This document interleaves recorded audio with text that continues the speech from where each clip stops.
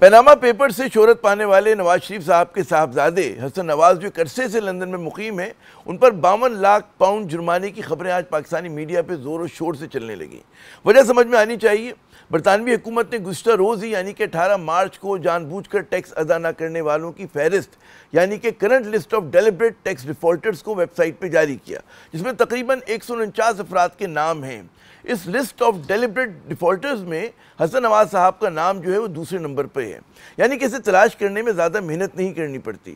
فہرست میں دی گئی تفصیلات کے مطابق حسن نواز صاحب نے 5 اپریل 2015 سے 6 اپریل 2016 کے درمیان 9.38 ملین پاؤنڈ ٹیکس کے جو ہیں وہ نادہندہ نکلے ہیں، اور اس وجہ سے ان پر تقریباً 5.2 ملین پاؤنڈ جو ہے جرمانہ بھی عائد ہوا ہے، یعنی کہ کل ملا کر حسن نواز صاحب کو 14.6 ملین برطانوی حکومت کو ادا کرنے ہیں۔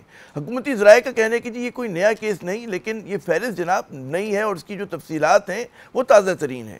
برطانیہ جو ہے پاکستان تو ہے نہیں جہاں ٹیکس نہ ادا کر کے بھی آپ چین کی بنسی جو ہے بجاتے رہیں۔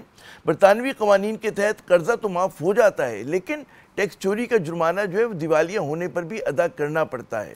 قانونی ماہرین کا کہنا ہے کہ جی حسن نواز سے جرمانے اور ٹیکس کی وصولی کا قوی امکان ہے۔ حسن نواز صاحب جو ہیں 17 ایمن فیلڈ ہاؤس کے جو ہیں رہائشی ہیں اور 7 کمپنیوں کے ڈائریکٹر ہیں، جن میں سے 2 جو ہیں وہ تحلیل ہو چکی ہیں۔ انہوں نے گزشتہ برس ہی اچانک اپنے آپ کو دیوالیہ قرار دیا تھا۔ ویسے انتہائی دولت مند شریف خاندان کے لیے 14-15 ملین پاؤنڈ ٹیکس اور جرمانے کی مد میں ادا کر دینا جو ہے کوئی بڑی بات نہیں۔ برطانوی فہرست میں حسن نواز کو جو ہے پراپرٹی ڈیولپر جو ہے بتایا گیا ہے۔ ویسے بعض رائے کا یہ بھی جو ہے قیاس آرائی کرتے نظر آ رہے ہیں کہ حسن نواز صاحب جو ہیں اپنے آپ کو کہتے ہیں دیوالیہ قرار دے کر اور برطانیہ میں اپنا کام نمٹا کر سمیٹ کر کسی اور ملک میں جا بسنے کا سوچ رہے ہیں، لیکن اس حوالے سے خود حسن نواز اور ان کے خاندان والے جو ہیں میڈیا پر تو بالکل خاموش ہیں۔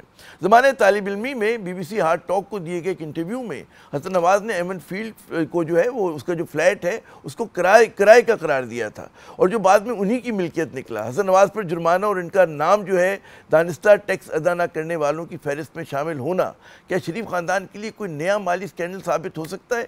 ایک سوال ہے۔